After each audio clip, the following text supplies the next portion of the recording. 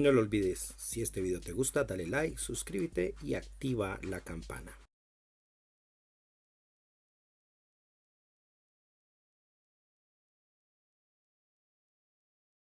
Buenas noches, bienvenidos una vez más aquí a los jueves temáticos de Pablo y sus mundos.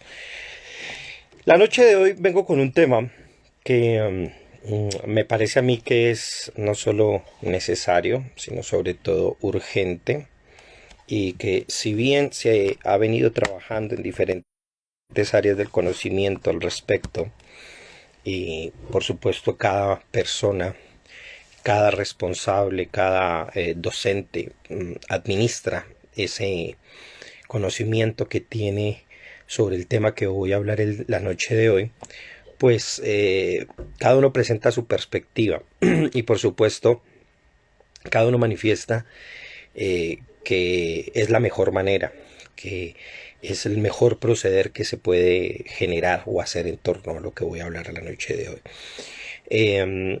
El tema me interesa no solo de manera personal, de manera propia, sino también, sobre todo, con la intención de generar a partir de precisamente ese interés propio una visión más adecuada, no solo para el entorno, sino para las posibilidades, no solo para el momento, sino también para el futuro. Aquí a lo largo de los 2 años que lleva los jueves temáticos, he hablado de diferentes temas en torno a varias, digamos, grandes áreas que podríamos reducir tal vez algunas cuantas, como la ciencia, la religión, la espiritualidad, la antropología,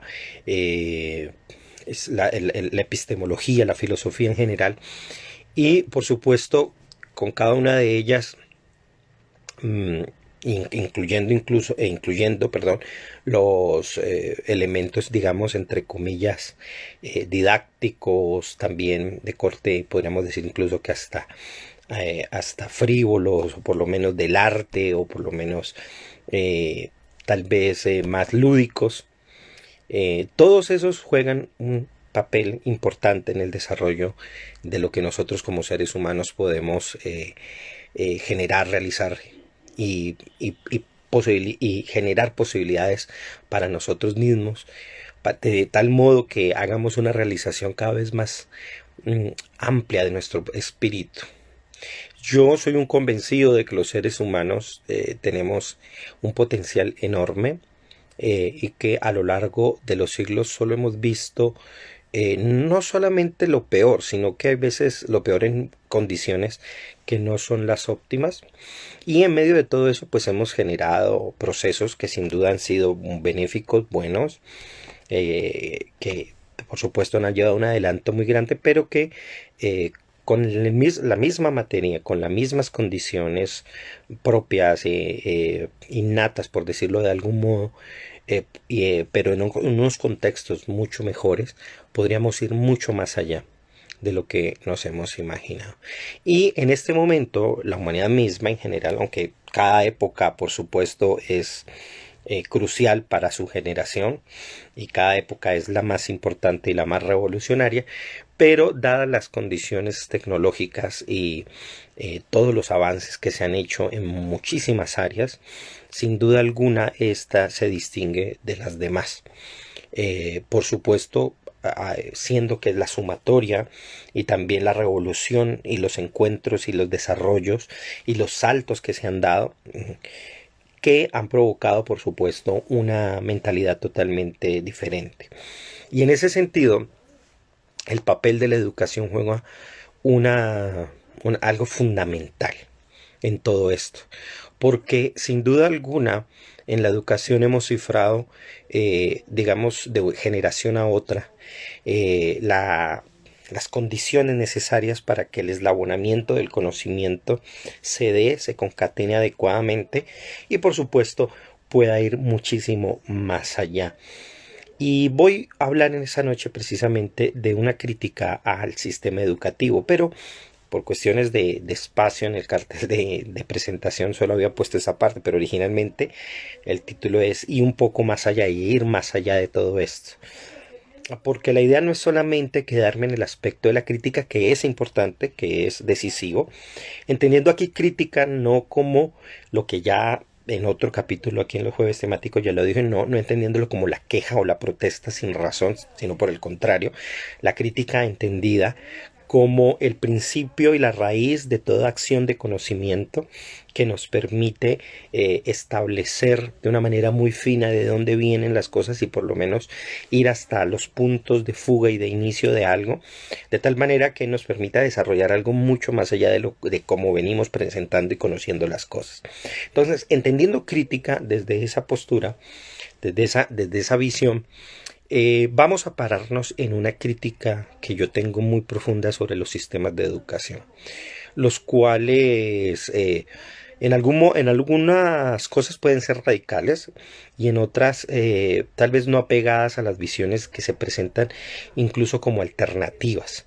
De hecho, mucha de la educación alternativa en realidad me parece que es conservadora y trae muchos retrocesos en términos cognitivos. Eh, Además porque me parece, sobre todo, no se trata eh, de favorecer un sistema que apoye ciertas regresiones y ciertos primitivismos en favor de una naturalización que aparentemente, que en últimas es un disfraz de cada época, ¿no? Como vemos, la naturaleza es un disfraz que le ponemos a esa realidad, a ese entorno innombrable, que le establecemos un contacto y por supuesto la mencionamos de algún modo, pero creemos cosas de esa naturaleza. Entonces, esta crítica va centrada en una idea fundamental para mí, y es el hecho de que el ser humano para nada es homogéneo. Es el hecho de que el ser humano para nada es un ser dado, sino que al contrario, sus potencialidades y sus posibilidades apenas se están descubriendo. Y hablar de 100.000 años, 200.000 años, es poco en términos de la historia de una especie. Y por lo tanto, estamos literalmente en pañales en todo lo que podemos ser. No hemos llegado al culmen, no hemos llegado al desarrollo total de lo que los seres humanos somos capaces. Por eso no creo en la democracia, por eso me parece que es menos cuando se piensa que es lo único que se puede lograr en términos políticos, lo mejor. Creo que hay que superar eso en algún momento. Creo que hay que superar el capitalismo por completo, ¿no? Aunque hay que servirse de ello, hay que servirse de la democracia, hay que servirse del capitalismo. Creo que la religión ha servido, pero también es un lastre tremendo también. Y hay que servirse igual de ello. Creo en la educación como se ha dado, creo en los sistemas, pero hay que ir mucho más allá de ellos.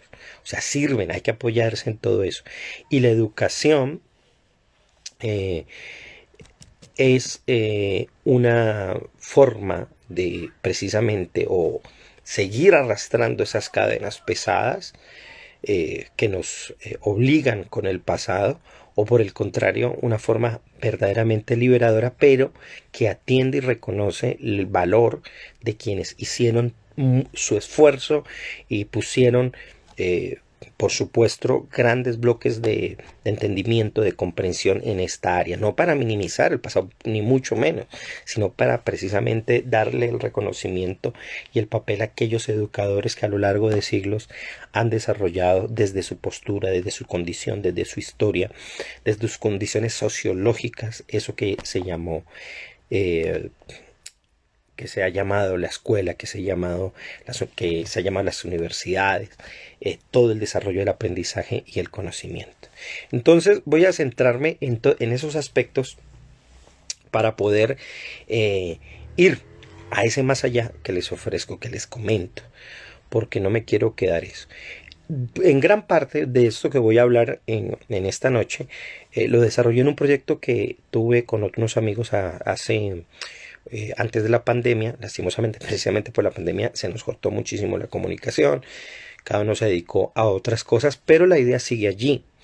Y al menos desde mi postura, yo le había llamado un proyecto de educación desde la multidimensionalidad humana.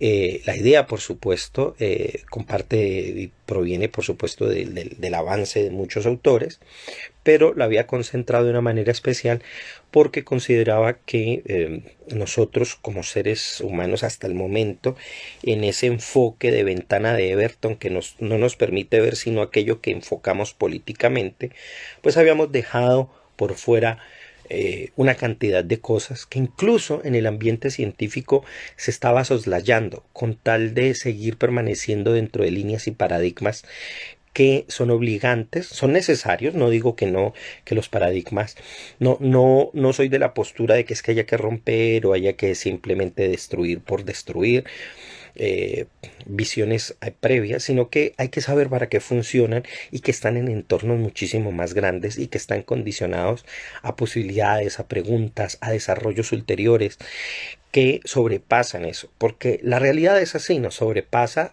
y apenas la estamos entendiendo, no solo con el método científico, la estamos entendiendo desde nuestra espiritualidad, la estamos entendiendo desde nuestra ética, y decir 1000 años, 2000 años, 3000 años, 5000 años de historia en la que ya los seres humanos comenzamos a desarrollar la escritura y a copiar y a transmitir la información de una generación a otra, pues es poco. Es realmente poco y apenas estamos descifrando esa idea. Entonces es muy complicado poder reducir todo ese potencial enorme de que está latente en el infinito en afirmaciones lacónicas que los seres humanos tenemos para intentar comprenderlo. Entonces vamos a ir hacia allá. Vamos a ir comprendiendo un poco hacia dónde voy con todo esto para poder de esa manera hilar fino en esto que les voy a hablar en esta noche. Vale, bueno, esta era como la introducción. Voy dando un saludo aquí a quienes van llegando: Daniela, Juan David, a Diego, a Julián, que va llegando Ignacio, a Paola, que esto fue de las primeras que llegó junto con Luisa Fernanda.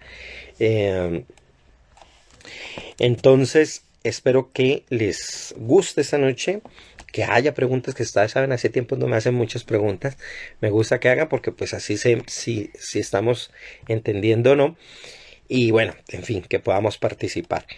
Bueno, vamos entonces. Yo quisiera recordar algunos puntos para iniciar muy sencillos, y es el hecho, unos hechos, vamos a partir de unos hechos básicos para entender cómo es esto de la educación en general. Los seres humanos a lo largo de muchísimos siglos, y en la medida en que nos dimos cuenta que teníamos la capacidad de simbolizar, de escribir, y ojo porque el proceso de escritura juega un papel importantísimo en todo esto, cosa que se está, digamos, subordinando, por no decir que olvidando, en frente a los procesos de educación de corte visual, lo cual en sí mismo no es malo, pero yo lo veo cuando se exagera, con una visión bastante negativa. La imagen tiene un valor sin duda muy importante, pero no nos permite profundizar cuando ella se vuelve la característica fundamental sobre la que nosotros paramos los procesos cognitivos, cuando nosotros queremos educar sobre esto. Uno es fácil darse cuenta de eso cuando uno ve, por ejemplo, le preguntaba yo a una amiga, estaba viendo ahí en TikTok, y uno pues ve muchachas que danzan y danzan, muy bonitas ellas, pero yo me preguntaba, ¿no hacen nada más? Entonces yo le pregunté a una amiga, de un poco irónico, le decía, sí, alguien cuando es bello lo único que sabe hacer es danzar. Y esto suena un poco tal vez harto, pero la idea detrás de esto es que de fondo, es siempre una pregunta por la imagen. La imagen tiene un valor sin duda importante y el arte y el cine lo demuestra. Pero siempre me parece que el proceso de los escritores, escultores, de los pintores, de los cineastas, no es que nos quedemos en la imagen, sino que en últimas ellos exponen a través del el film, a partir de la pintura, la piel de unas ideas mucho más profundas y esas nunca se pueden ver. Esas nunca se tocan, esas si mucho se pueden hablar, y quizás hay veces la música es la que mejor transmite esos sentimientos en última instancia, cuando logramos arañar esa idea tan profunda que está detrás de todo eso. Y eso lo menciono porque precisamente, si bien los seres humanos iniciamos con procesos pictóricos de reconocimiento y de transmisión de la información, que es una forma de escritura, pero una escritura que todavía no se refina en procesos abstractos, como en el caso de ya la escritura de orden alfabético, pues la escritura jugó un papel fundamental, y ahorita por una cantidad de cosas que no voy a entrar en detalle aquí, pues se ha minimizado, y sin duda alguna, en parte también para darle un reposo al cerebro, en términos de las exigencias que hay veces se hacían en las academias cuando no había la preparación para ello. Yo, por ejemplo, muchos años atrás dejé de pedirle a los estudiantes que hicieran ensayos, porque escribían horrible, escribían espantoso, y fuera eso, y además que el problema no era de ellos, en realidad también, sino que era en parte exigirles algo que claramente no podían, porque las condiciones de estudio de muchas personas en los colegios, en la misma primaria, había sido deficiente, y había decaído, en el caso de Colombia, muchísimos años atrás, por cierta forma de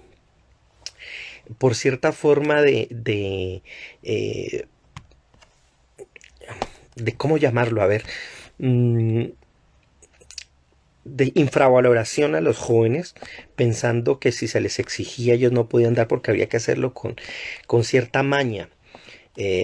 Y me parece que las escuelas cayeron muchísimo en cierto nivel de exigencia que no implicara necesariamente una severidad, porque no hemos sabido entender un poco la línea fina entre esas dos cosas. Sin duda alguna, vimos crecer a una generación que sufrió con la escuela, que tuvo que pasar por cosas durísimas. Sin duda alguna, no estoy desconociendo eso, pero eso también llevó al relajamiento en otras áreas. Y una de las cosas que se descuidó es la escritura. Y lo digo yo, que precisamente en términos de la caligrafía, mi caligrafía no es la más bella precisamente. Pero a pesar de eso, y a pesar de las luchas con la ortografía, la forma en que construía, que aprendía a construir y que aprendía a escribir, pues se daba de un modo mucho más desarrollado que el promedio de mis compañeros. Lo digo porque sé que cuesta escribir, sé que cuesta leer para mucha gente, y hay veces la educación abandona eso con tal de favorecer la otra cosa. Eh, yo recomiendo muchísimo, muchísimo ese sentido, y antes de que se me olvide, porque después eh, se me olvida mencionarlo, les recomiendo mucho que lean y busquen un libro llamado La escuela no es un parque de atracciones, de Gregorio Luri. Lo menciono aquí rápido porque precisamente me parece que hemos querido, y eso es un punto que a lo largo haré énfasis, y es pensar que la educación tiene que ser divertida para poder que el niño o el joven aprenda. Entonces, si no se divierten, si el profesor no es un payaso, si la persona no hace algo divertido, entonces no se está aprendiendo. Me parece que eso es un error grandísimo. Ahorita también lo volveré a mencionar, porque hay cosas que hay que aprender de manera aburrida, hay cosas que son hartas, y así hay que aprenderlas a veces. Hay momentos en que hay que aburrirse. Hay veces mis hijos están por aquí y me dicen, papá, estoy aburrido, yo estoy haciendo algo. Le digo, abúrrase, abúrrase. ¿Qué puedo hacer? Abúrrase. Porque el aburrimiento le lleva a otras cosas, le lleva tal vez al ocio, puede ser, pero ese ocio lo puede llevar a hacer cosas creativas e imaginarse que otras cosas puede comenzar a explorar. Entonces, buenas y malas, ¿no? Pero ahí es donde va aprendiendo precisamente el niño en eso. Entonces no podemos volver a la escuela algo que solamente si me divierte, solamente si yo estoy bien, entonces aprendo. El punto es que la humanidad, por supuesto, a lo largo de muchos siglos ha tenido la necesidad de transmitir la información y hacerlo de la manera más efectiva. El gran lío es que cada época se enamora de sus propios logros y quiere pasar esa información muchas veces de manera intacta a la siguiente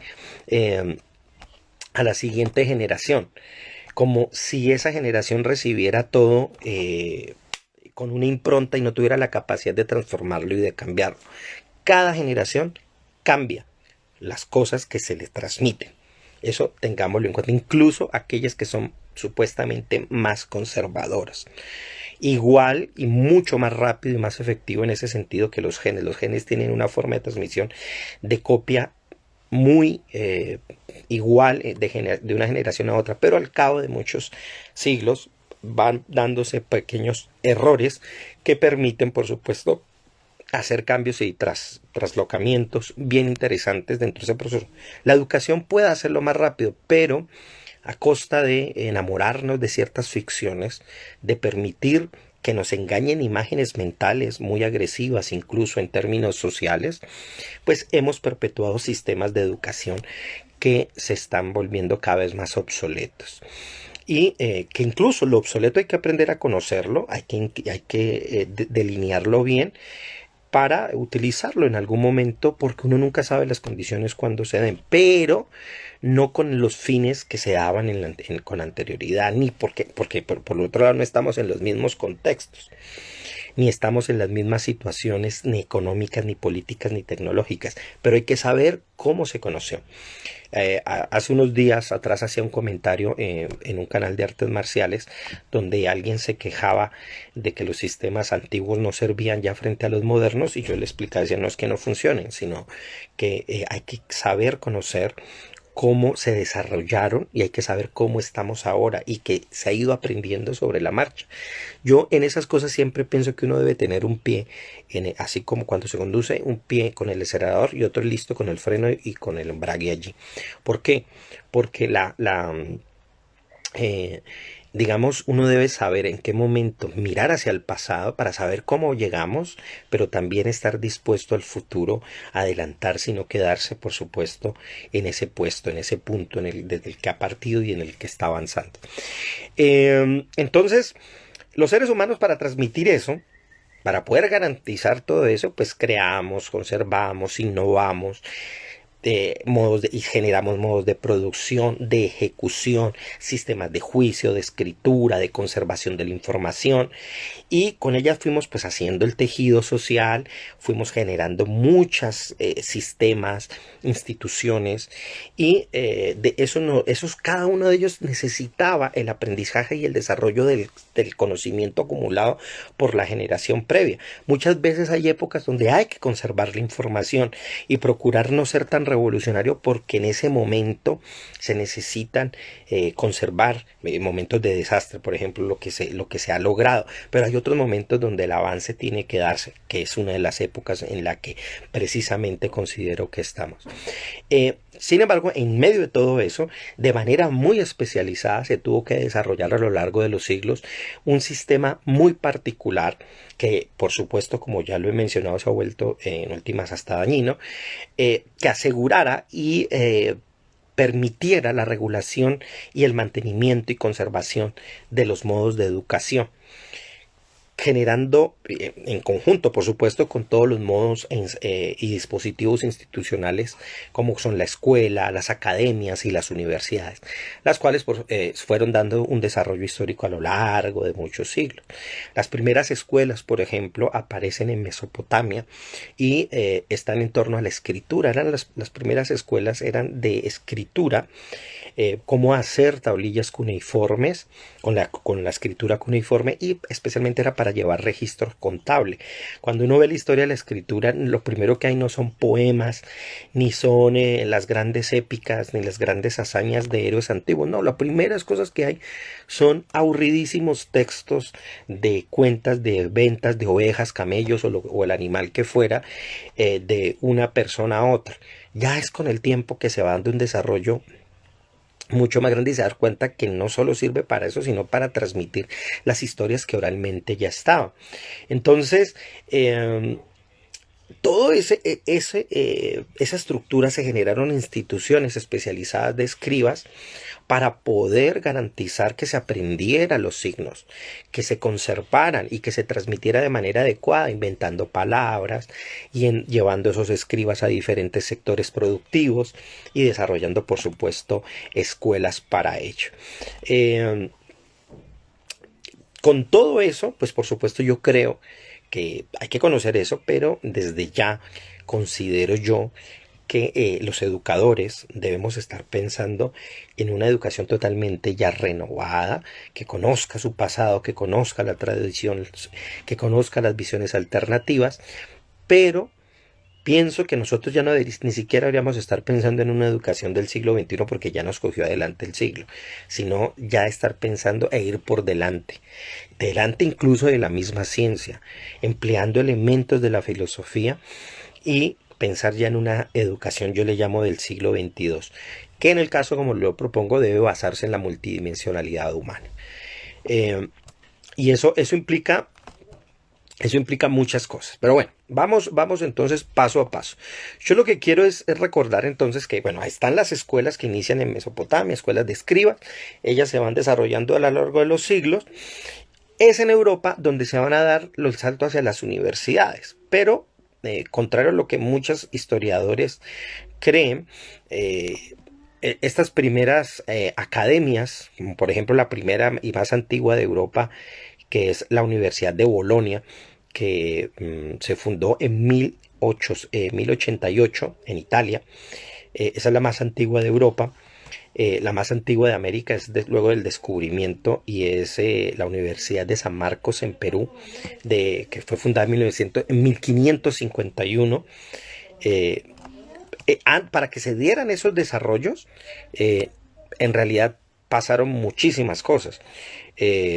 La universidad más vieja que se conoce como institución fue fundada en un periodo islámico y es la Universidad de Caurein, que esa se fundó en Marruecos, exactamente en Fez. A ver, la fecha más o menos es el año 859 de la era, ¿no? Y todavía está en funciones esa universidad. Y este es el antecedente musulmán que luego se fue fortaleciendo desde el mundo cristiano en las abadías, en los monasterios y especialmente en un tipo de escuelas muy particulares que son los antecedentes de las universidades llamados los Studias Generalia. Y era un lugar especializado para los clérigos desarrollaran cosas que se estaban viendo ya en los monasterios, pero lo hacían en un nivel superior. Por supuesto, enseñaban teología, enseñaban astronomía, literatura y se permitían mucho tipo de cosas, salvo herejías y, por supuesto, ateísmo. Sin embargo, antes de todo esto, ya en el mundo judío existían las yeshivot, que eran sistemas de escuela donde maestros y pares de alumnos, y digo pares porque se establecía a través de una pareja de un compañero que se le asignaba, se aprendía por supuesto toda la tradición y había un sistema de escolaridad y de repetición de la información muy efectivo y muy interesante que incluso hasta el día de hoy se está reaprendiendo y reutilizando de algún modo porque se redescubre y se ve la efectividad que tiene. Un ejemplo de ello son las grandes escuelas talmúdicas que hasta el día de hoy, por ejemplo, en la ciudad de Bene Berak, que es la ciudad más religiosa de Israel, se desarrollan un sistema de aprendizaje muy bueno, muy efectivo, que tal vez sea muy criticado desde la postura más del corte occidental y alternativo, pero que en realidad tiene una efectividad cuando se tiene un propósito, porque funciona en buena medida, no siempre, pero en buena medida gracias a un elemento como es los misnayot, las repeticiones, repetir los textos, pero con un objetivo que no es simplemente memorizar, sino que va mucho más allá. Pero bueno, ese no es el punto ahorita de hablar específicamente. Lo que quiero es mencionar que hay antecedentes, por supuesto, en otras culturas y no todo queda en el ambiente europeo. Sin embargo, es allí donde se va a concentrar el sistema universitario y es en Hegel, en 1694, donde aparece la primera universidad científica y laica, totalmente libre, por supuesto, de trabas religiosas y doctrinales. Es en 1694, imagínense muy reciente en términos históricos. Bueno, como sea, las universidades, y porque voy a centrarme en ellas, aunque haré apuntes, por supuesto, que van directamente hacia los colegios y a los institutos y a todo sistema educativo, pero centrándome un poco en el impacto que, digamos, las universidades logran con la sociedad, pues no se va a desconocer en ningún momento el avance, por lo menos en 4 grandes áreas. Hay muchas más, pero mencionaré 4 que me permiten hacer las patas de la mesa, por lo menos. Por supuesto, las universidades han servido para la innovación, han generado una amplia cantidad de conocimiento en torno a eso, se han desarrollado escritos, libros, tesis, eh, en fin. Y por supuesto es muy importante lo que se ha desarrollado ahí. Eso, y obviamente con aplicación, eso junto, aunque que no es lo mismo, junto al desarrollo del conocimiento. Ojo, porque en la innovación no siempre hay un desarrollo del conocimiento. El conocimiento aquí implica ir más allá hacia factores abstractos que permitan seguir explorando cosas que muchas veces no se pueden hacer, que no se pueden ni siquiera generar experimentalmente porque las condiciones no se dan, pero se postula en términos teóricos, y eso es valiosísimo. También, por supuesto, la influencia que las universidades han tenido es con respecto al desarrollo económico de las sociedades. Cambian a los entornos, transforman, centralizan cierto tipo de información de las ciudades, de los países, de tal manera que haya un tipo de economía en torno al conocimiento. Y eso es valiosísimo porque, ojo, y esto es lo importante, la economía sirve al conocimiento y no al contrario, como en gran parte se ha vuelto, y es que el conocimiento termina sirviendo a la economía, lo cual me parece uno de los errores más garrafales. No que servir sea malo, sino que solo sea su única función, o por lo menos la manera como muchas personas lo ven. De hecho, gran parte de la actitud y entre otras cosas la única forma que pueden muchos es tener que estudiar para poder desarrollar luego un trabajo, cuando el estudio en sí mismo es un valor que no debería estar supeditado al hecho del trabajo en sí. Pero bueno, sabemos que las condiciones de la vida de la gente no están en las condiciones ideales, y así se funciona, pero lo ideal no sería eso.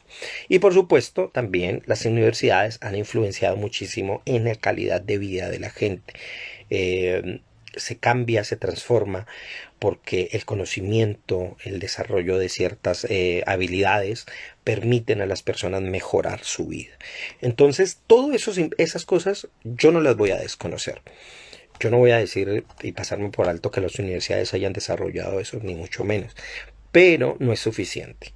Y ahí es donde vamos a ver por qué me parece que hay aspectos medulares que las universidades están dejando de lado, no están tocando, y se consideran a sí mismas casi, de hecho están perdiendo mucho el valor de la universidad, y me parece que se están atomizando, se están llenando cada vez más de esa visión eh, totalmente atomicista, y se están llenando cada vez más, no solo de burocracia. Yo me aterro de una universidad donde había más oficinas que salones, sino además se están llenando bastante de ciertas funciones que en últimas no sirven a la sociedad como tal, sino que sirven a una economía. Y una economía que se ha enamorado de sí misma y que no quiere y no tiene la intención de cambiar, sino simplemente de trastocar cosas para su propio beneficio. Trastocar de tal modo que siga operando a su favor, como muchas veces se emplean conocimientos, filosofías, simplemente para facilitarle al estudiante o el trabajador, especialmente los trabajadores, que sigan en el curso de lo que ellos mismos plantean. Ahora bien, todo esto, ¿por qué lo menciono?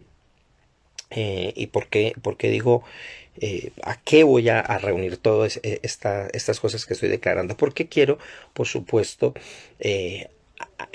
conjugarlo con una realidad que estamos viviendo en términos de la tecnología, en términos del entorno económico, puesto que muchas personas, por supuesto, se preparan en ambientes universitarios, no solamente para estudiar y seguir conociendo, sino por supuesto para empleos y trabajos. Eh, pero allí hay bastante problema en todo esto y ya lo explicaré. Pero bueno, dice Ignacio, educar desde el placer. Sí, educar desde el placer, yo diría que del docente, ¿no?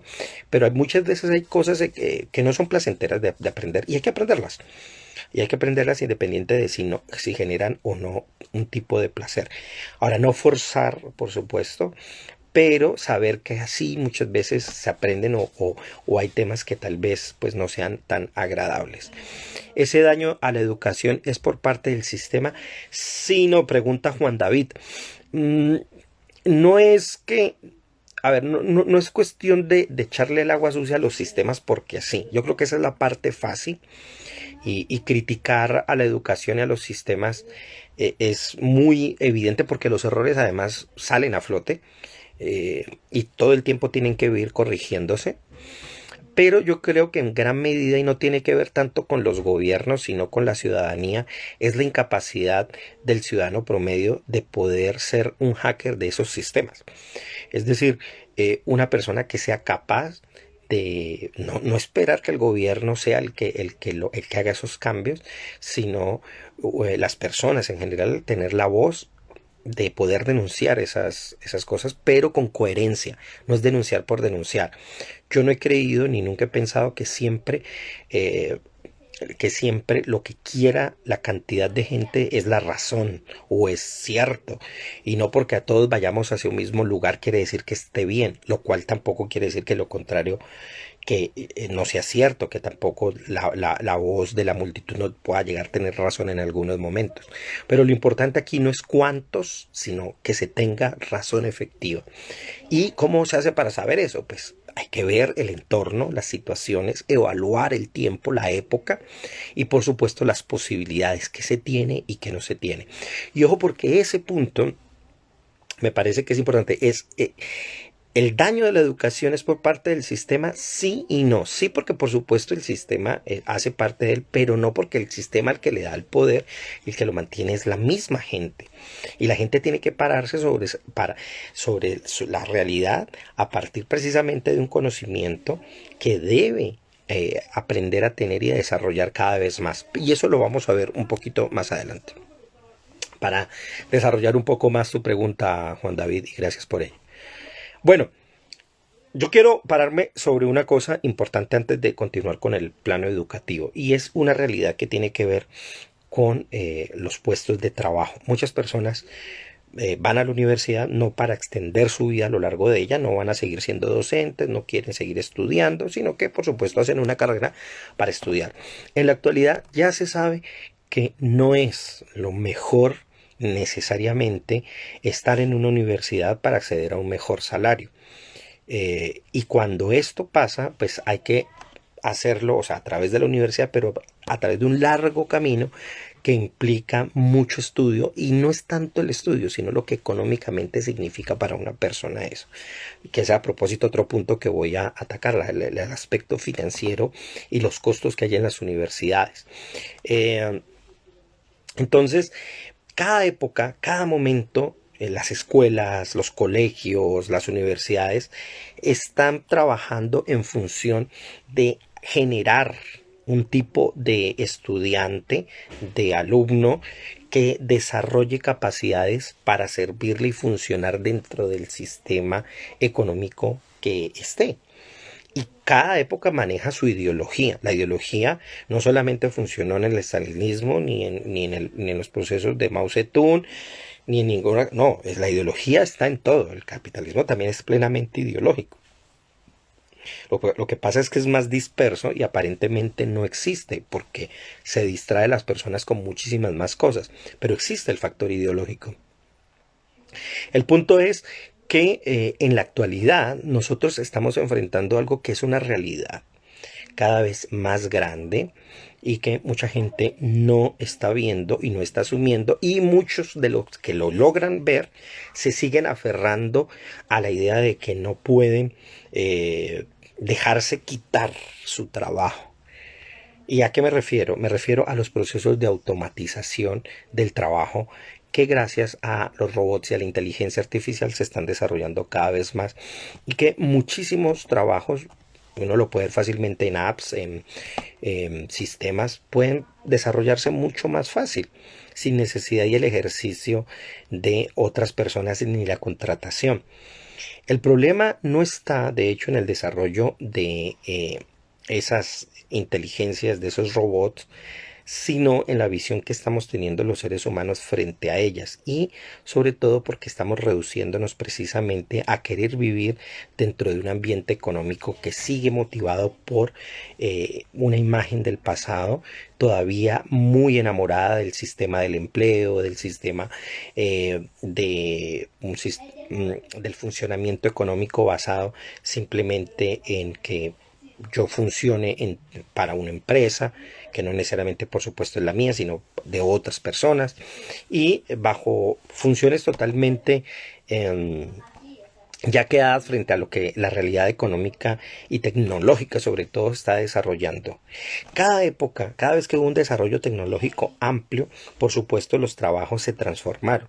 Cuando, digamos, aparecieron los primeros y grandes barcos que permitían generar un gran mercado, aparecieron nuevos tipos de trabajo que hicieron que la gente, pues, no solamente viajara, sino que se desarrollara la tecnología necesaria. Cuando aparece la revolución industrial, aparecen nuevos sistemas, nuevos trabajos, y mucha gente tuvo que emigrar allá y tuvo que estudiar para poder aprender y manejar eso.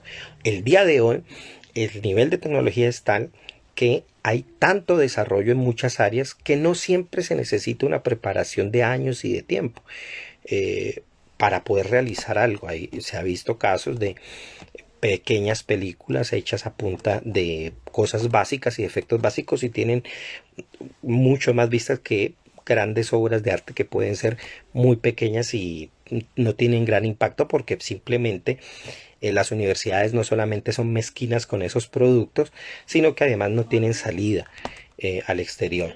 Bueno, el caso es que más allá de todo esto, gracias a que hay una gran diferencia en cómo se están desarrollando los trabajos a partir de lo que vienen de las universidades, se están generando a nivel global unos salarios que comienzan a dividir cada vez más a la población. Hay gente que gana grandes salarios y hacen trabajos muy especializados y otras personas que ganan muy poco frente a trabajos que son poco especializados y por supuesto pues no pueden lograr mejorar su vida. ¿Qué es lo que pasa en la franja media? Pues que se está perdiendo precisamente esa capacidad media que no solamente se resuelve con los trabajos de alto salario ni los de bajo salario, sino que están en el papel medio. ¿Quiénes están supliendo ese papel medio? Pues por supuesto las inteligencias artificiales, y cada vez lo están haciendo más. Entonces, digamos que en ese sentido nosotros en la actualidad estamos básicamente pasando por un umbral tecnológico y cognitivo que se relaciona con nuestra capacidad de trabajo, de cómo vamos a desarrollar nuestra actividad laboral. Y las universidades en buena medida, no siempre, pero en buena medida, están desarrollando hasta el día de hoy estudiantes que funcionen como trabajadores del tipo industrial, que simplemente hagan cosas que básicamente en la actualidad lo están haciendo, lo pueden hacer la inteligencia artificial.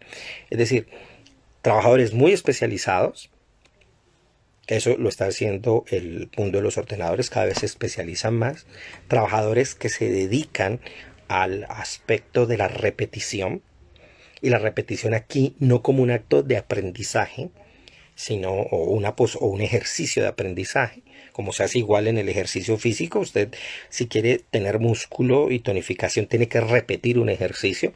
En la mente es igual, hay cosas que hay que leer, leer y releer, aprender a memorizar, memorizar y memorizar. Ojo, porque mucha gente le tira a la memorización es importantísima, lo que pasa es que debe tener siempre un fin.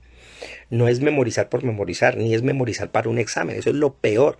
Estudiantes aquí, que algunos estén aquí presentes, se acordarán que yo nunca hice exámenes en términos de quiz, nunca les pregunté porque me parecía la cosa más absurda.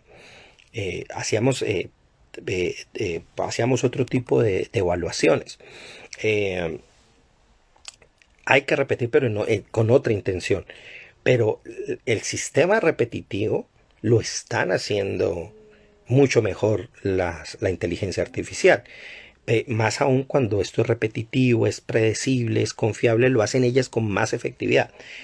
Manejar datos también lo están haciendo mucho en la necesidad de datar al estudiante, y llega un momento en que se sabotea. Pues esto lo hace, por supuesto, muchísimo mejor una inteligencia artificial. Y esto en buena medida se mantiene gracias a el sistema educativo, que en líneas generales sigue manteniendo esa idea.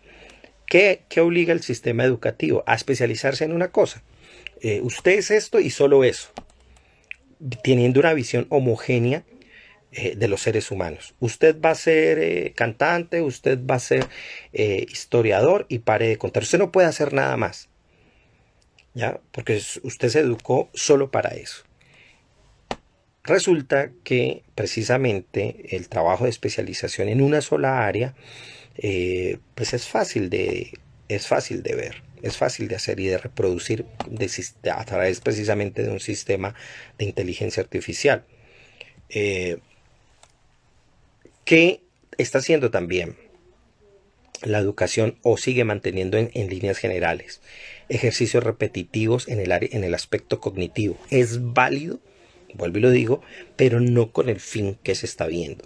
Y es que aprendan para el examen, que aprendan para resolver problemas que yo le voy a exigir, y no para que sea como una actividad de conocimiento.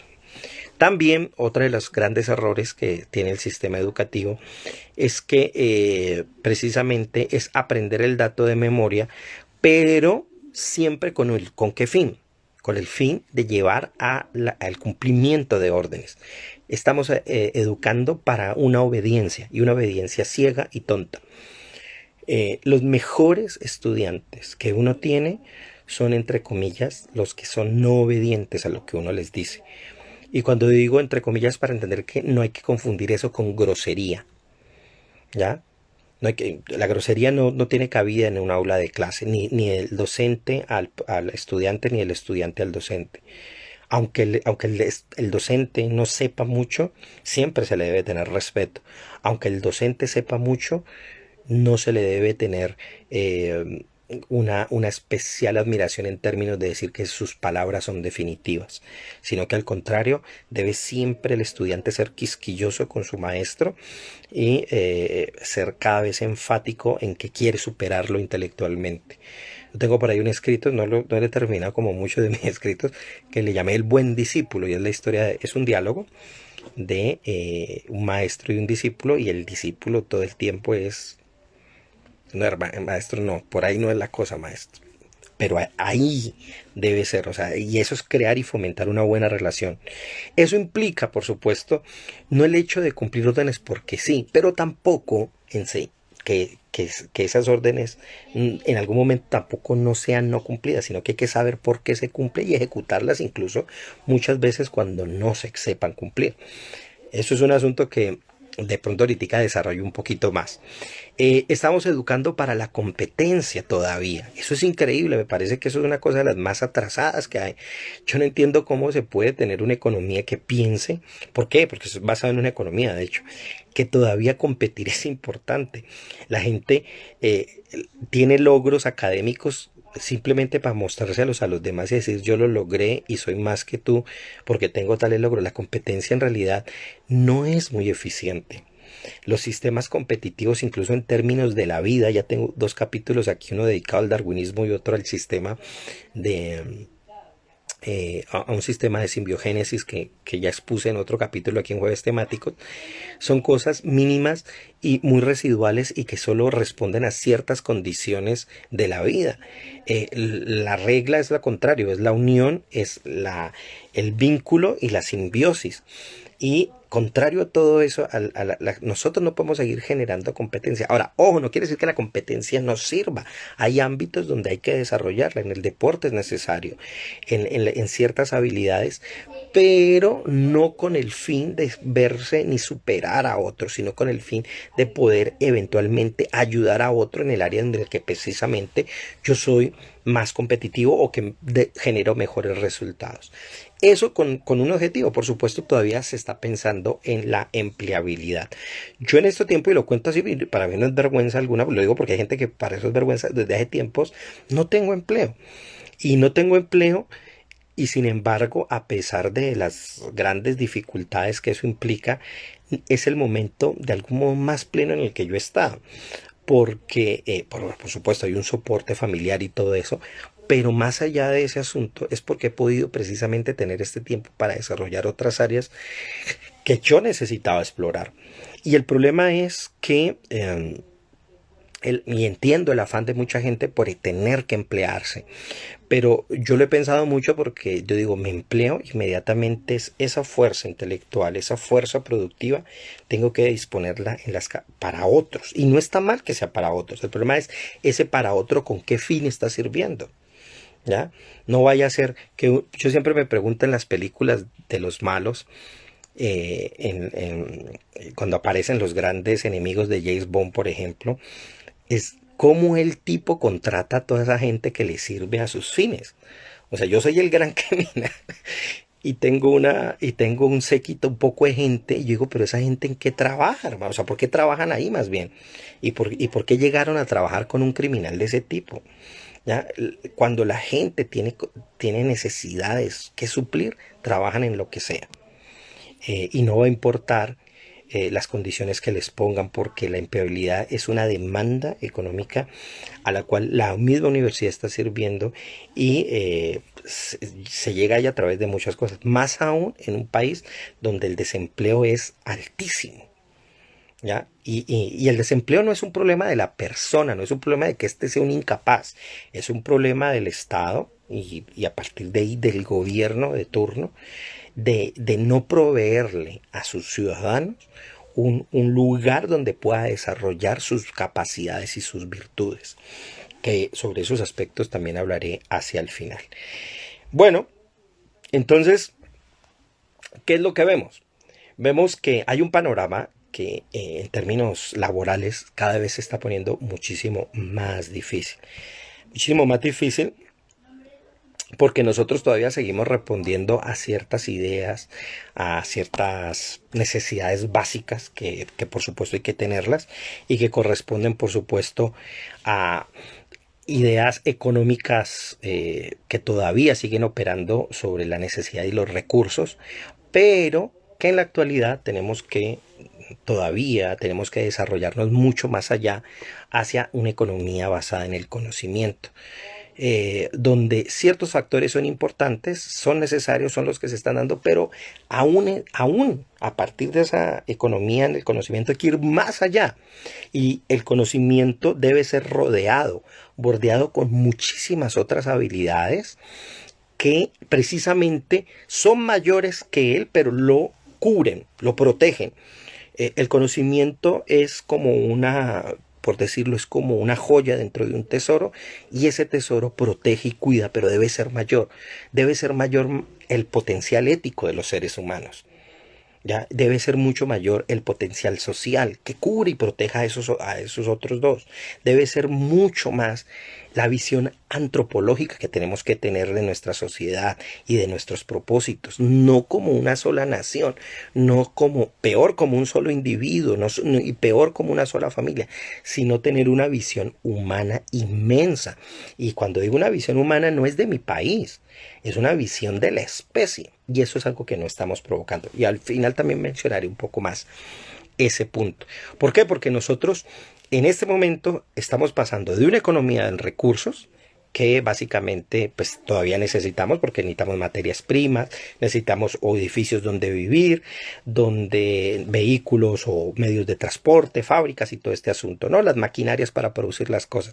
Esa es una economía que se mantendrá y seguirá existiendo, pero estamos desarrollando y manteniendo digamos, una economía basada en el conocimiento, donde la reputación, los datos, las marcas, el diseño de patentes, los sistemas de organización interna de los grupos, la formación de nuevas habilidades son muy importantes. Pero la educación debe ir más allá, debe ir incluso a un punto por encima de la economía, por encima incluso de nuestros aspectos netamente nocionales y dados en la naturaleza. Nosotros tenemos una maravillización en ciertos sectores y un enamoramiento de la naturaleza así, porque sí, sin realmente saber que esa naturaleza la vamos entendiendo, pero nosotros podemos adelantarla con el pensamiento para protegerla precisamente. No simplemente para desviarnos, porque ese es el mal propósito y el mal empleo de todo ese tipo de ideas y de fuerzas. Bueno, en ese sentido, yo quisiera apuntar a lo siguiente. Por un lado, reconocer que tenemos esas condiciones, que ya hablé cuáles son las condiciones laborales que se están demandando, qué está haciendo el sistema educativo para favorecer precisamente y reproducir y repetir esa demanda laboral, pero cómo eso lo están haciendo muchísimo mejor la inteligencia artificial. Sin embargo, y aquí viene lo más importante, la gente se está pegando a la idea de que, ay, me van a quitar el trabajo la inteligencia artificial. Sí, y con seguridad lo van a hacer, lo va a hacer cada vez más. Lo cual no es malo, sino al contrario, es un acto liberador. Pero esto muchas veces no lo están entendiendo todas las universidades. Y si lo entienden algunas, es solamente en los ambientes de élite. Y ojo, porque aquí es un gran problema este asunto de las élites. En el conocimiento no debería haber élites. Los sistemas ya de élite dentro de las universidades están comprendiendo esto, pero de ahí para abajo muy difícilmente llega esa información y se demora bastante en que socialmente esto se comprenda.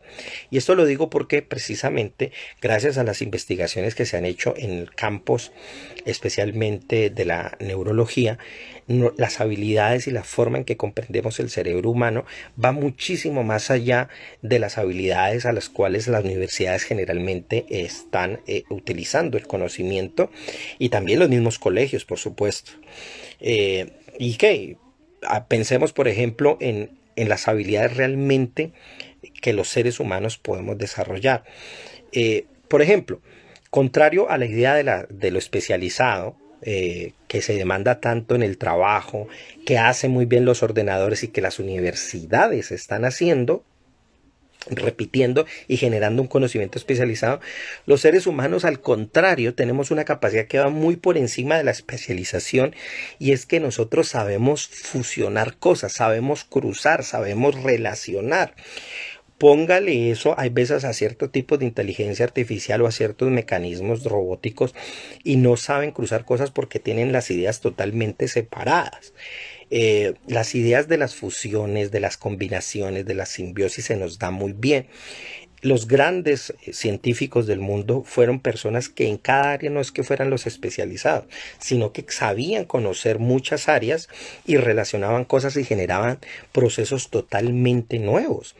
Entonces, los seres humanos no deberíamos especializarnos exageradamente, sí tomar áreas de pronto de gusto, y ya hablaré también un poquito hacia el final sobre este asunto, como el modelo, como lo pienso, tener áreas de gusto, pero tener la capacidad de explorar otras cosas y no reducirnos solamente a que es que yo soy eso y usted solamente es su profesión. Uno no es solamente su profesión, parte de ella y toma de ella sin duda como una base, como ese núcleo de conocimiento central que es protegido por todo lo demás, como les decía. ¿Para qué otra cosa funcionamos los seres humanos? Y es que nos encanta lo impredecible y funcionamos supremamente bien con eso, mientras que la inteligencia artificial no puede con ello. Usted le pone otra cosa que no tiene nada que ver con el asunto y pierden el juego allí. ¿Por qué? Eso es como jugar con una inteligencia artificial de ajedrez y usted pues le ganó a Gary Kasparov, pero usted coja y en lugar de seguir jugando con una ficha de ajedrez, métale una ficha de damas chinas, a ver cómo queda. Queda loca. ¿Por qué? Porque lo impredecible no lo maneja. Los seres humanos sí. Yo recuerdo, y lo cuento, a mí no, me encanta contar mis sueños. Recuerdo una historia muy bella que me pasó en un sueño, donde veo un mí mismo frente a mí. O sea, yo estaba, perdón, de perfil, yo lo estaba viendo de perfil, y él hacía una suerte de acciones y había gente al frente de él que lo repetía. Y yo al principio repetía lo mismo que ese soñado, hasta que en algún momento él me diga, haga así, ponga la mano acá, y yo en lugar de hacer eso hago otra cosa. Y él me mira como bravo y me dice, ¿por qué no hizo lo que yo hice? Y le digo, porque yo soy el original. Y es que es así. Los seres humanos somos eso, somos seres cambiantes, que no hacemos lo que la naturaleza les da la gana en sí. Lo repetitivo, cambiamos las cosas, cambiamos las estructuras, lo predecible decimos, pero ¿por qué no lo cambiamos acá? ¿Por qué no alteramos un poquito esto? Y la alteración en sí misma no es mala.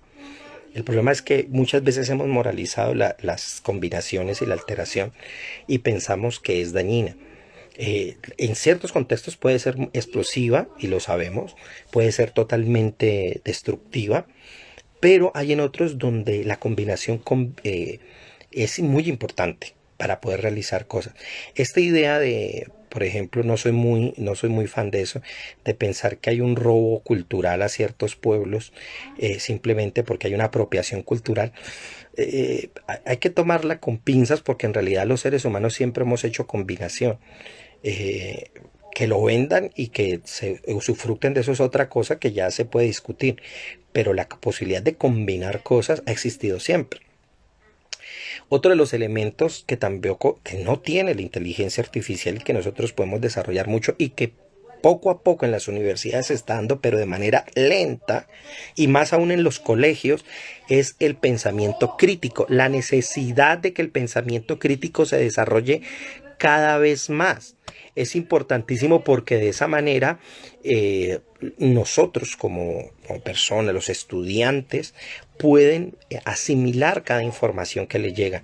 Yo recuerdo hace muchos años en un colegio de mi hijo, no en el actual, sino en uno anterior que ellos eh, estudiaron. Recuerdo que muy preocupados decían que se asustaban porque los niños solo veían programas de terror y el cuento de las sectas y que las mentiras y que ellos eran muy vulnerables a todo eso. Yo le dije, sí, o sea, existe eso. Pero a un niño, si usted le enseña inmediatamente pensamiento crítico, ellos van a filtrar esa información por sí mismos.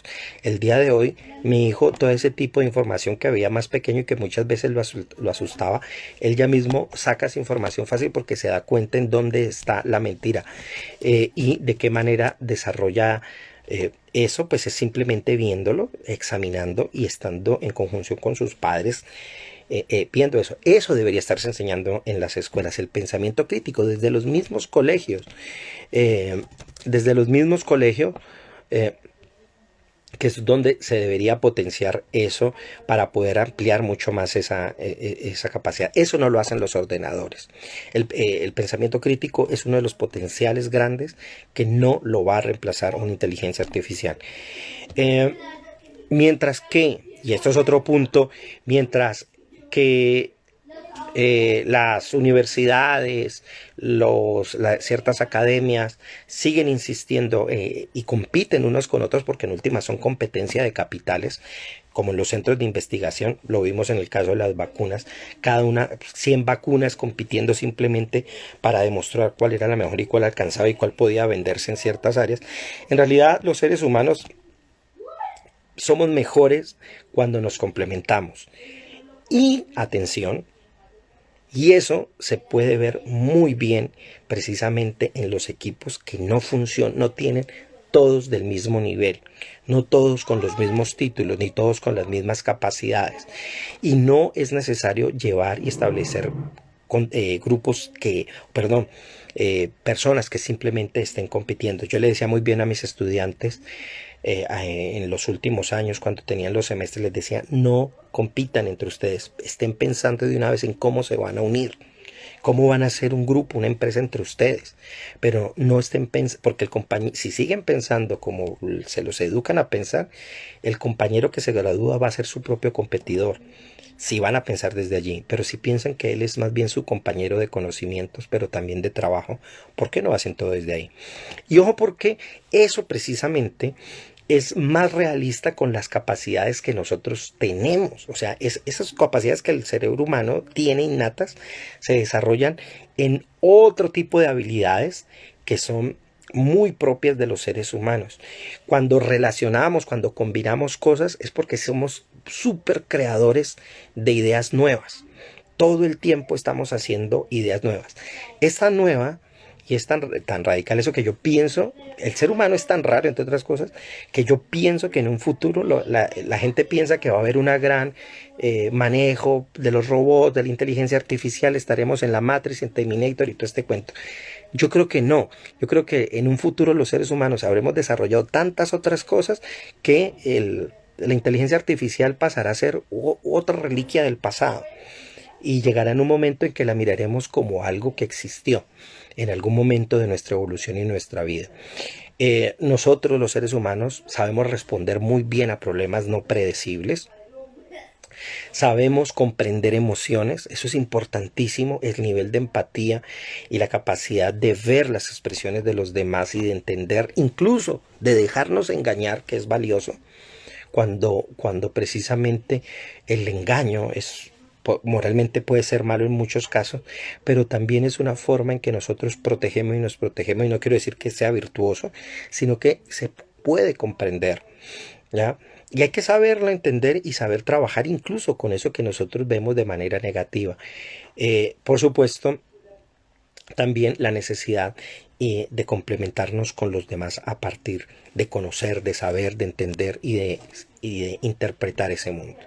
Bueno, teniendo en cuenta todo eso, yo quisiera mencionar entonces cosas que yo diría que no se deberían hacer en la educación y basar una educación en otros elementos, al menos unos 6 7 elementos que yo quiero distinguir aquí y que son los que yo propongo.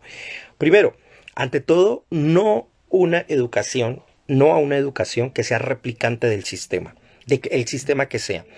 Es más, el mismo sistema debería proveer a una educación que esté en la capacidad de superarlo a sí mismo.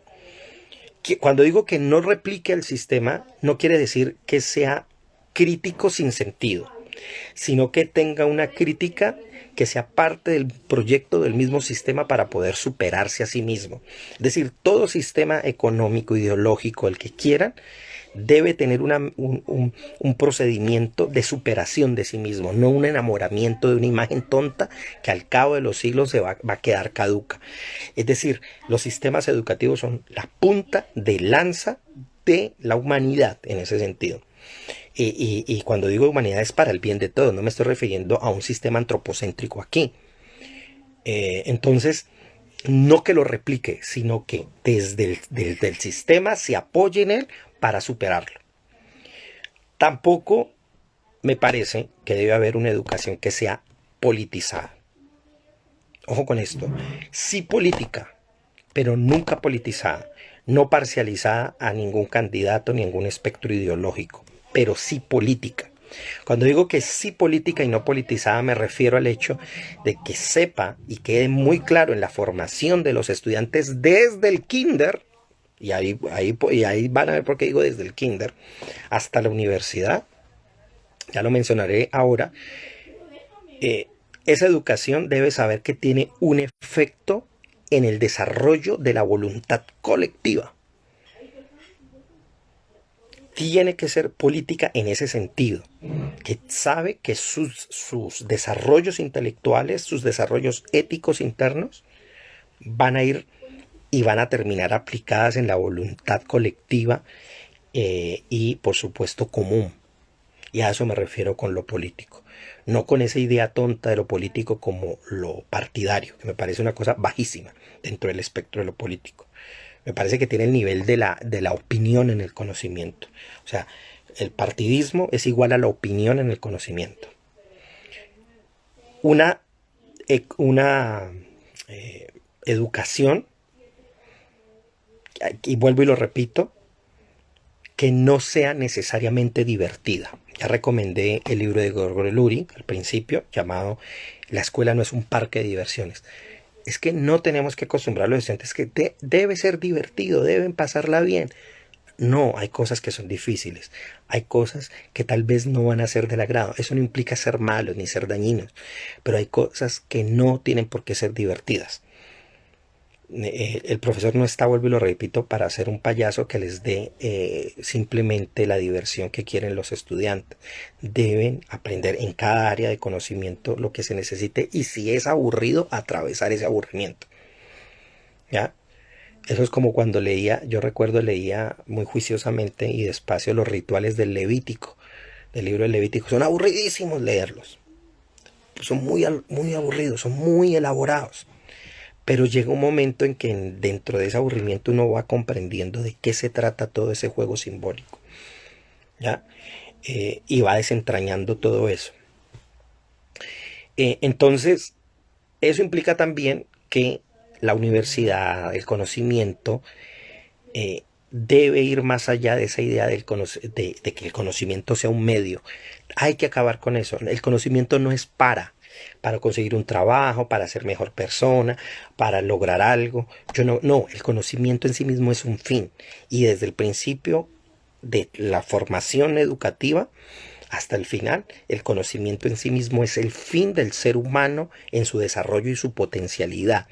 Por supuesto que sirve a otras cosas, que ayuda a otras cosas, pero no debe ser, la gente no debe ir a una universidad solamente con el fin de trabajar al final, sino que aunque pase por la universidad y no se termine desarrollando allí, digo, una vida completa en la universidad, sepa que esa instancia de conocimiento le sirve como un desarrollo personal y por supuesto que va a estar en algún momento el servicio social. Otro punto importantísimo y crítico, que los costos de las universidades bajen, por favor. Hay universidades hasta este tipo, y eso tiene un sentido, por supuesto, elitista y para permitir que mucha gente no entre, pero es que son demasiado costosas. Como hay universidades que cuestan 50,000, 60,000 dólares por semestre, o sea, una locura y una barbaridad para muchísima gente, que es imposible sustentarlo para muchas personas. Y nada más en el ámbito colombiano, pagar 10 millones en un semestre. ¿Qué es eso? O sea, las universidades, ¿qué les pasa frente a la realidad económica de la mayoría de las personas? Por supuesto, sabemos que eso tiene una intención. Y la intención es sesgar a cada vez más personas al conocimiento amplio, bueno y posible que se puede tener. Y dejarlo simplemente en un lugar y en ese sentido pues seguir aumentando la brecha de quienes pueden y tienen las capacidades de resolver ciertas cosas y llegar a ciertos puestos y ciertas plazas de trabajo que le permitan eso.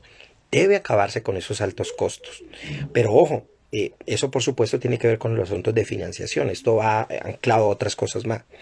Debemos quitar esa idea de la educación como la solucionadora de todo. Entonces, edúquese para que sea mejor, ¿no? La persona puede ser mejor incluso si no pasa por la universidad. La misma universidad debe tener y debe generar procesos para la sociedad donde la gente que no quiere ir a la universidad también incluso pueda desarrollar áreas del conocimiento que no tengan que ser necesariamente dentro del plano universitario o dentro del ambiente académico. Y en ese sentido, es delimitar, pero también generar una universidad que sea responsable con el ambiente social donde ella produce su conocimiento. Las universidades cada vez más están totalmente desancladas de las relaciones sociales, ¿ya? Y no hace, o sea, ni solucionan, pero tampoco son vistas por la persona. Y pregúntele al promedio de las personas a nada más en el país qué es una universidad y qué hace. Lo ven como algo lejano, nebuloso. No entienden ni no saben. Cuando las universidades, independientemente de quienes estén en ella, tengan una imagen clara ante todo el resto de la sociedad y sepan para qué funcionan, incluso que las personas sepan acudir a las universidades independientemente de que sirvan o no a ellas. Para eso, por ejemplo, y lo han sabido aprovechar muchísimos sistemas de educación actuales muy buenos que hay en internet, han aparecido los cursos de extensión. Muchas personas que no son académicos quieren aprender otras cosas. Es que no tiene por qué ser experto, ni saber literatura, ni saber lingüística, ni saber antropología para interesarse en un tema. Y eso lo han aprovechado muy bien otros sistemas. Y las universidades nunca supieron aprovechar los cursos de extensión. Otros sistemas sí, por supuesto. Eso implica también, y otro de los puntos, es que no puede haber una educación desarticulada. Y eso me refiero a que la educación debe ser un proyecto no solamente nacional, sino humano. Humano de todo el mundo me refiero, sin los egoísmos colectivos llamados nacionalismos, que me parece la cosa más estúpida que pueda haber en términos de la humanidad, que son necesarias, es una estupidez necesaria por cuestión de limitación y de manejos territoriales para administraciones de zonas. Pero en términos de la humanidad, eso debería ser un barbarismo el nacionalismo. Eh, entonces debe ser una educación que no esté desarticulada ni desde el kinder hasta la universidad.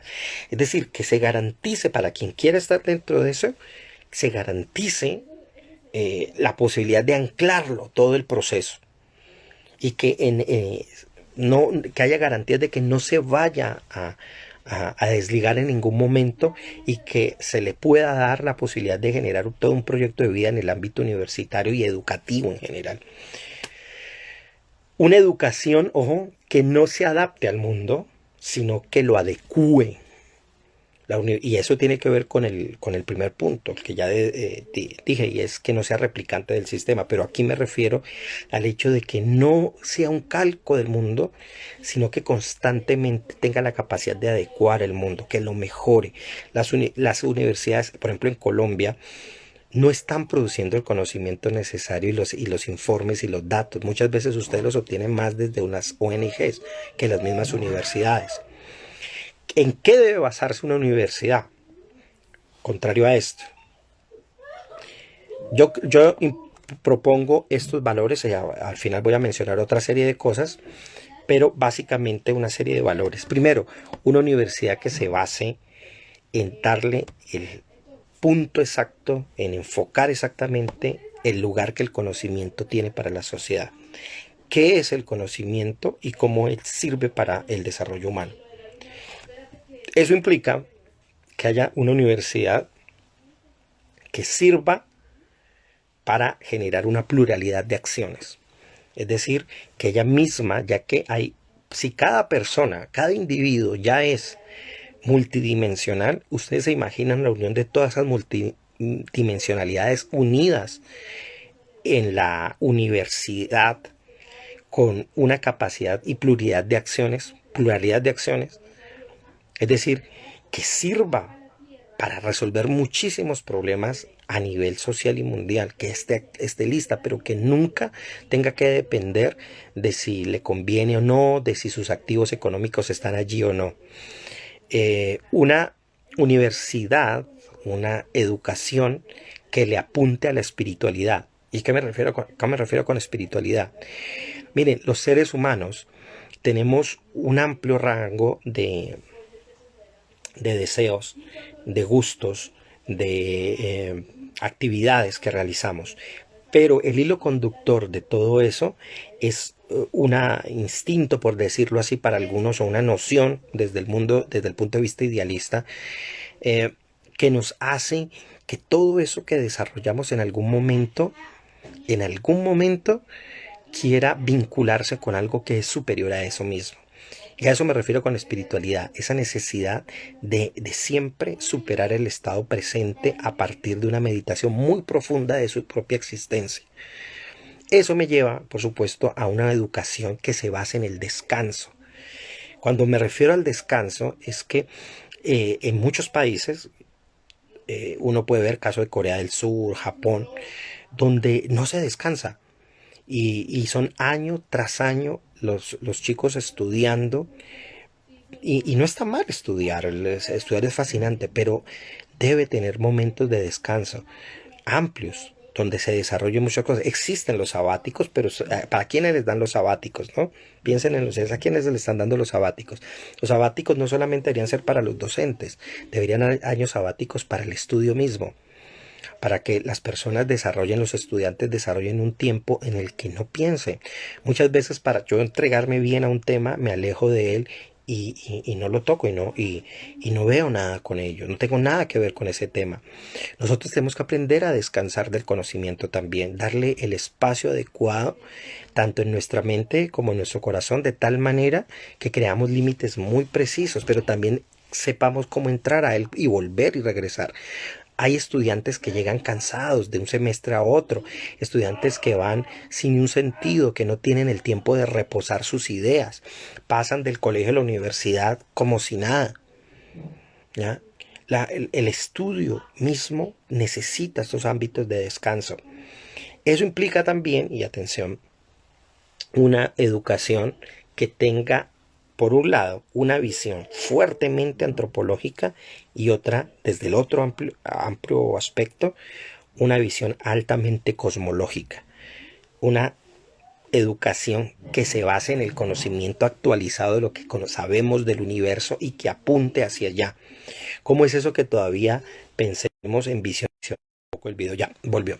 ¿Cómo es eso que pensemos en acciones netamente nacionalistas, netamente mezquinas, pensando simplemente que perdamos, perdónenme aquí, colegios y todo esto, pero que les hagamos perder tiempo a los niños aprendiendo cosas que pueden, cierto, que son importantes en términos identitarios de la localidad, pero que sea un factor importantísimo. Hay colegios que todavía pierden tiempo haciendo marcha y haciendo izadas de bandera.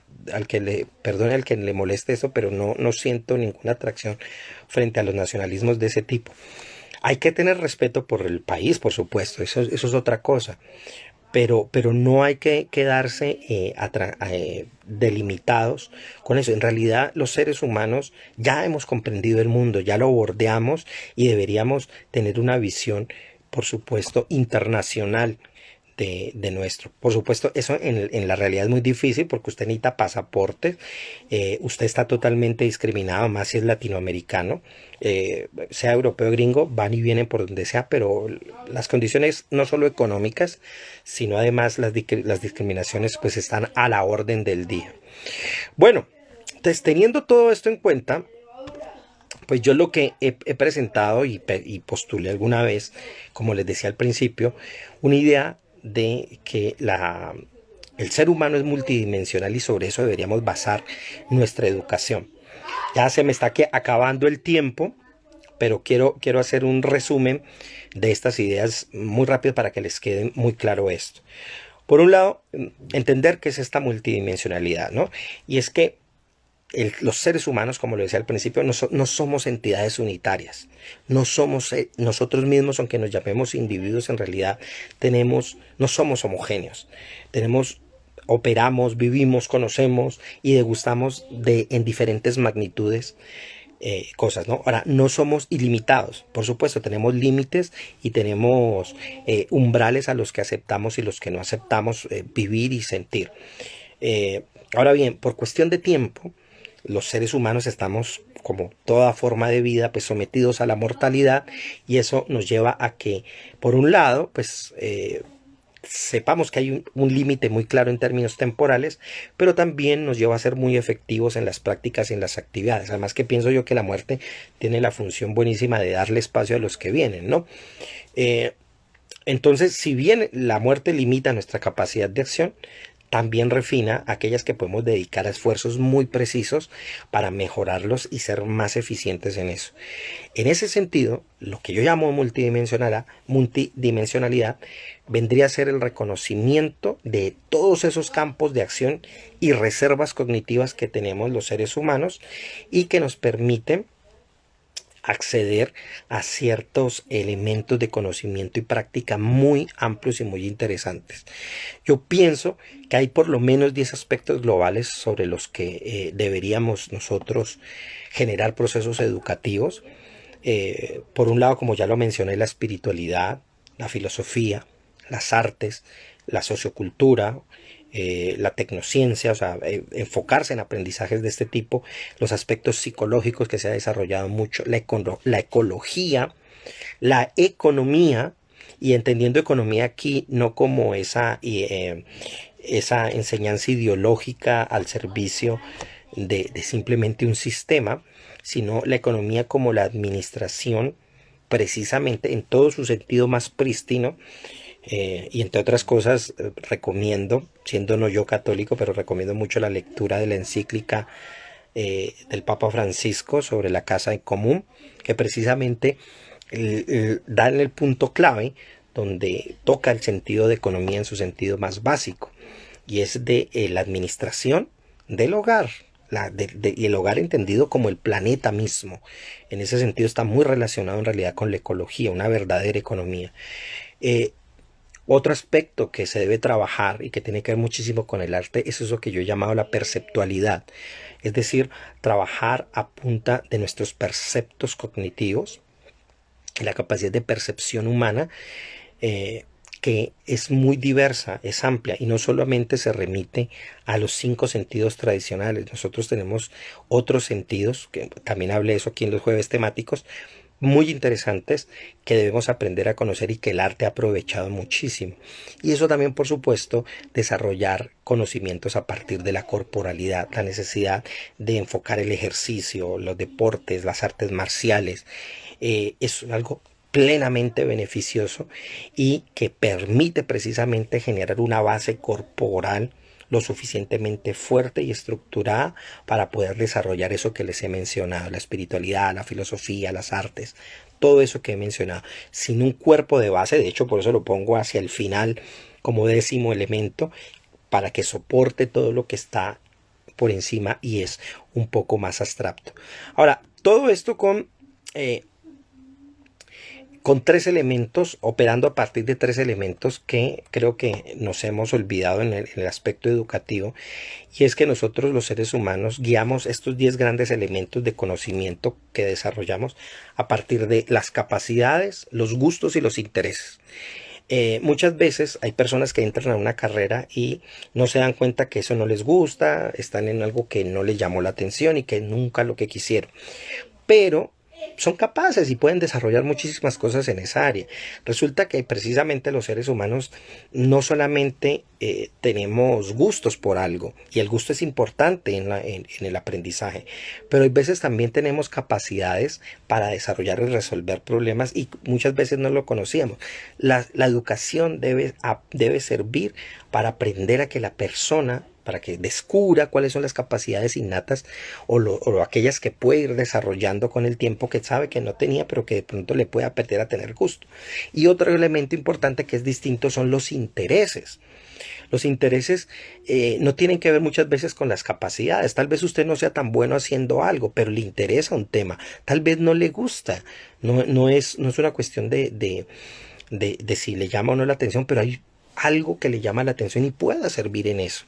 Con esta tricotomía, digamos, operativa, que yo le llamo así, nosotros deberíamos permitirnos generar ciclos de aprendizaje que sirvan como moléculas que permitan generar paquetes de aprendizaje para las colectividades. Ahora, todo eso con qué intención, y basándome en qué, en últimas, en 2 grandes, digamos, núcleos abstractos que he resuelto en 2 frases, para entender qué es en sí el aprendizaje y la educación, y que esto ya me lleva, por supuesto, al final de mi exposición. Con todo lo que he dicho, hablando de la espiritualidad, de la necesidad de llevar un ámbito cosmológico adecuado a las aulas, en todos los ambientes y en todos los procesos educativos, es decir, que hay un conocimiento de la cosmología en la antropología, en física, por supuesto, en artes, en todo, que todos tengamos una idea común de lo que se está logrando, podemos lograr muchísimo más. ¿Por qué? Porque yo considero que el aprendizaje, atención, es una concentración desarrollada de la energía del universo.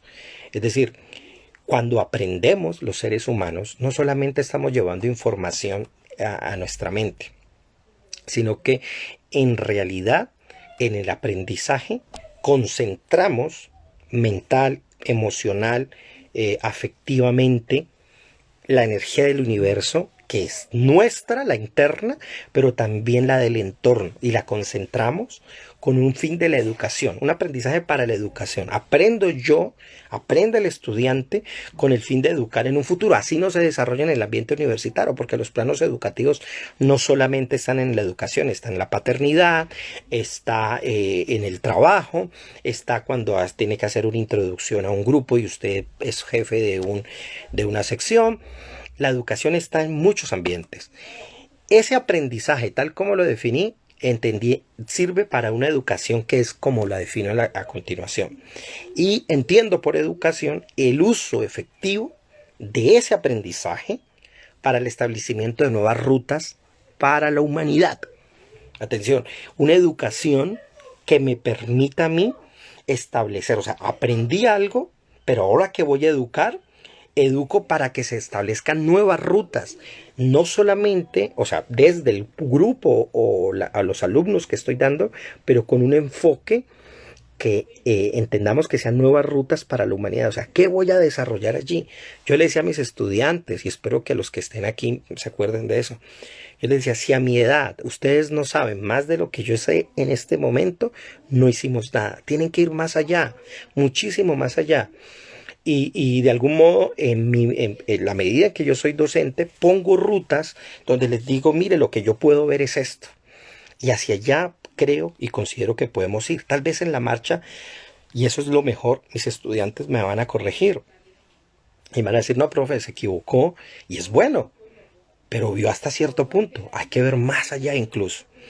Pero no podemos seguir generando procesos de retroceso, seguir anclándonos al pasado, seguir manteniendo visiones caducas de la educación como si ésta tuviera que depender de condiciones empobrecedoras de la humanidad, dependientes todavía de un trabajo donde solo las personas van y vuelven como roedores de un puesto al otro simplemente para mantener el alimento.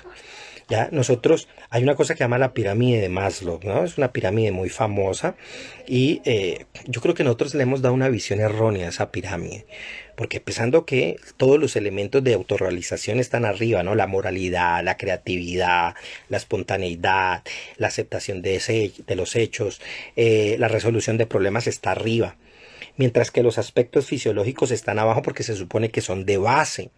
La respiración, la alimentación, el descanso, esos son la base, ¿no?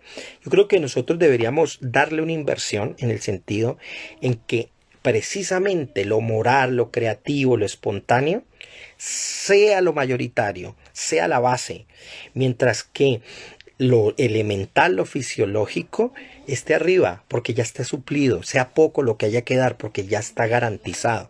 Por supuesto, eso implica gobiernos buenos, estados aceptables que tengan políticas formativas de base, que no sean egoístas. Todo el mundo mira a Canadá, todo el mundo mira a Dinamarca, ay, los grandes estados, pero en últimas son estados egoístas porque ellos no van a extender ese modelo hacia otros lugares. Sí es tan beneficioso y eso no implica ni colonización y no implica necesariamente subyugación ideológica, que eso es otro cuento ahí muy raro.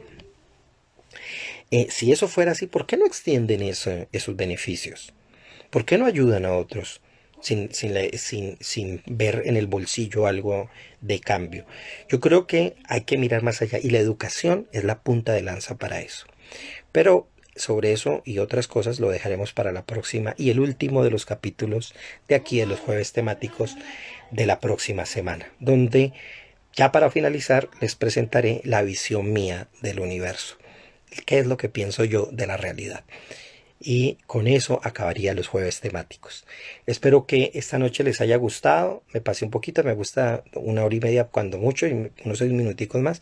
Espero que les haya gustado y que vean que esto es una visión crítica, pero que lleva e impulsa a la educación mucho más allá de lo que hemos pensado, o por lo menos de lo que yo considero que hemos pensado.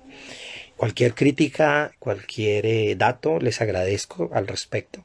Me interesaría muchísimo seguir aprendiendo más y sé que hay mucho por decir en torno a este tema. Muchísimas gracias y espero verlos en el último de los jueves temáticos que vendrá la próxima semana aquí en Pablo y sus Vientos. Un saludo.